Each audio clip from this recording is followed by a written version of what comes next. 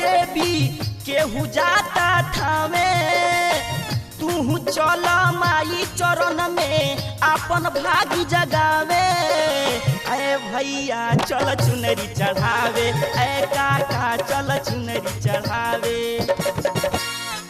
केहू जाता वैष्णो देवी केहू जाता थामे तू चल माई चरण में अपन भागी जगावे।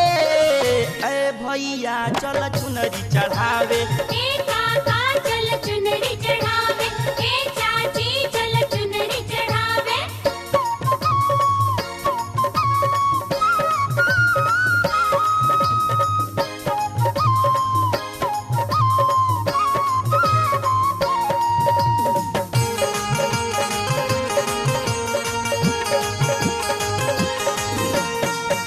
सुनेली कि जबे जबे होला अत्याचार हो क्षण में प्रकटे होली लेली अवतार हो।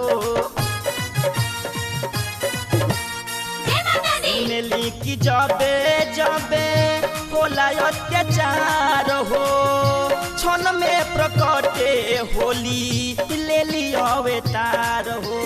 जब जब भक्त पुकारे इनके मैया झूमते आवे तू चल माई चरण में अपन भागी जगावे। ए भैया चल चुनरी चढ़ावे, ए काका चल चुनरी चढ़ावे, ए चाची चल चुनरी चढ़ावे। जाओ जाओ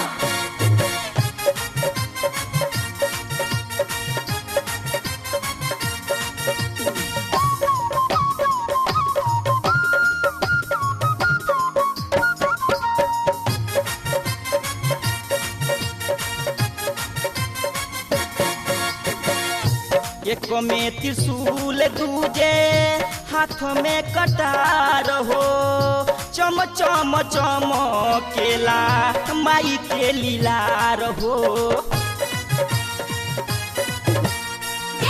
एक में त्रिशूल दूजे हाथ में कटार हो चम चम चमकेला माई के लीलार हो।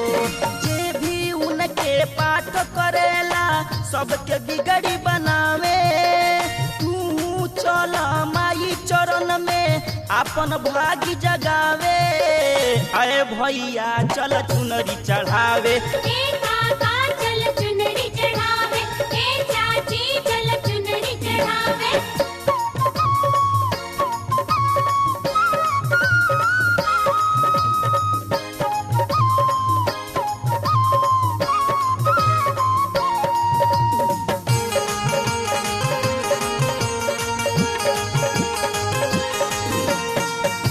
गामे गुण गान सारा वेद पुराण हो महिमा महान तहरो जानेला जहान हो। गामे गुण गान सारा वेद पुराण हो महिमा महान तोहरी जानेला जहान हो। भगतन के ऊ रक्षा करेली सगरो कष्ट मेटावे तू चल माई चरण में अपन भागी जगावे। अरे भैया चल चुनरी चढ़ावे, ए काका चल चुनरी चढ़ावे।